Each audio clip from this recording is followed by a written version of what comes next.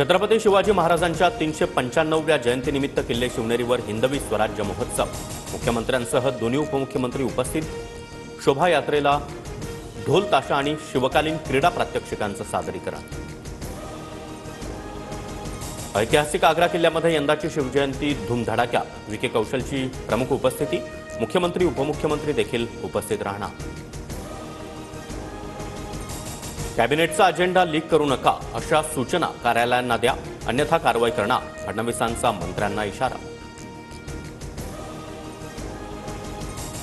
संदीप नाईक पुन्हा भाजपमध्ये घर वापसी करण्याची शक्यता। विधानसभा निवडणुकीपूर्वी संदीप नाईकांचा शरद पवारांच्या राष्ट्रवादीमध्ये प्रवेश। संदीप नाईक हे गणेश नाईकांचे पुत्र। तुळजाभवानी मूर्ती आणि दर्शनाचं नियोजन कसं करता येईल याचा लेखी अभिप्राय 15 दिवसात द्या।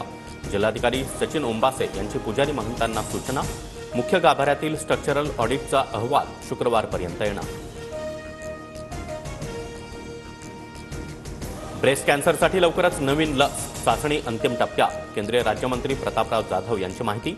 8 ते 16 वयोगटात लस घेतल्यास कॅन्सरला थांबवण्यामध्ये यश मिळणार। मुख्य निवडणूक आयुक्त ज्ञानेश कुमार यांच्या नियुक्तीला सुप्रीम कोर्टामध्ये आव्हान। आज सुनावणी होणार।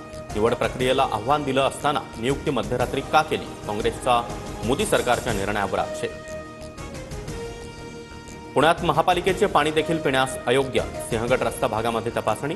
70 नमुन्यांमध्ये जीवाणूंसह विषाणू। जेबीएसचा उद्रेक झाल्यानंतर महापालिकेची पाणी तपासणी मोहीम।